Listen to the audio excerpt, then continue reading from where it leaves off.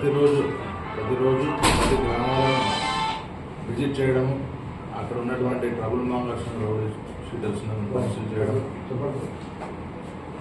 రాజకీయ ఎవరైతే ముఖ్య నాయకులతో మాట్లాడడం, కౌంటింగ్ తర్వాత కానీ కౌంటింగ్ రోజు కానీ ఎలాంటి గొడవలు జరుపుకోవద్దని వారికి నోటీస్ ఇవ్వడం కానీ ఇవన్నీ జరుగుతూ ఉన్నాయి. ఇవి దాదాపుగా కంటిన్యూగా గత 10-15 రోజుల నుంచి కూడా జరుగుతూ ఉన్నాయి.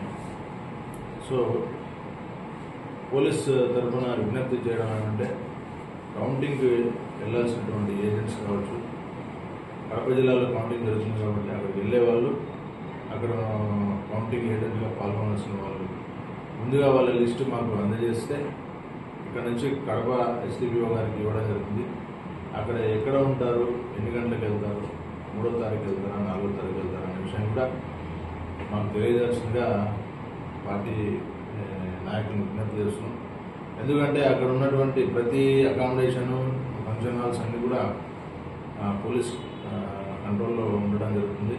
సో కౌంటింగ్ 4 గంటల్లో భద్రతా వ్యవస్థ నడుస్తుంటుంది కాబట్టి వాటిని వెళ్ళాలంటే కూడా అన్ని చోట్ల చెకింగ్ జరుగుతుంది. కాబట్టి మీరు మీ వెహికల్ నంబరు, మీ ఏజెంట్, కౌంటింగ్ ఏజెంట్, తర్వాత ఇండిపెండెంట్ క్యాండిడేట్స్, వారి వెహికల్స్, వారి వెనకాల ఎవరెవరు వెళ్తున్నారు అనేటువంటి లిస్టు మాత్రం ఖచ్చితంగా మాకు రేపు అంటే 31వ తారీఖు 3వ తారీఖు లోపల అందజేయాల్సిందిగా విజ్ఞప్తి చేస్తున్నాం. అట్లాగే బాణసంచాలు, ప్రొసెషన్స్, తర్వాత ఈ ఊరేగింపులు అన్నీ కూడా with permission of the police మాత్రమే జరగాలి. ఎందుకంటే 144 అమల్లో ఉంటుంది కాన్స్టిట్యున్సీ వైజ్ మొత్తం. కాబట్టి ఏదన్నా జరగాలనుకున్నప్పుడు ఖచ్చితంగా పోలీస్ పర్మిషన్ కావాలంటుంది. ముఖ్యంగా ఆ రోజు ఎలాంటివి కూడా 3, 4, 5, 6 వరకు కూడా ఎలాంటి కార్యక్రమాలు చేయకూడదనేసి వాటిని ఎన్షూర్ చేయమనేసి మాకు ఆదేశాలు ఉన్నాయి. కాబట్టి ఎవరు కూడా దయచేసి ఇండిపెండెంట్గా ఎవరు ఏ కార్యక్రమాలు చేయదండి. ఏదైనా ఉంటే కూడా పోలీస్ పర్మిషన్ తీసుకోవాలి. ఎనీ రిలీజియస్ కానీ ట్రెడిషనల్గా ఉన్నటువంటి ప్రోగ్రామ్స్ మాత్రం ఖచ్చితంగా మా ఇన్ఫర్మేషన్ ఇచ్చి ఈ మన హనుమాన్ జయంతి ఇట్లాంటివి ఉన్నాయి కాబట్టి వాటికి మాత్రం ఖచ్చితంగా మాకు ఇన్ఫార్మ్ చేసి వాటి కార్యక్రమాలు చేసుకోవడానికి వీలుంటుంది.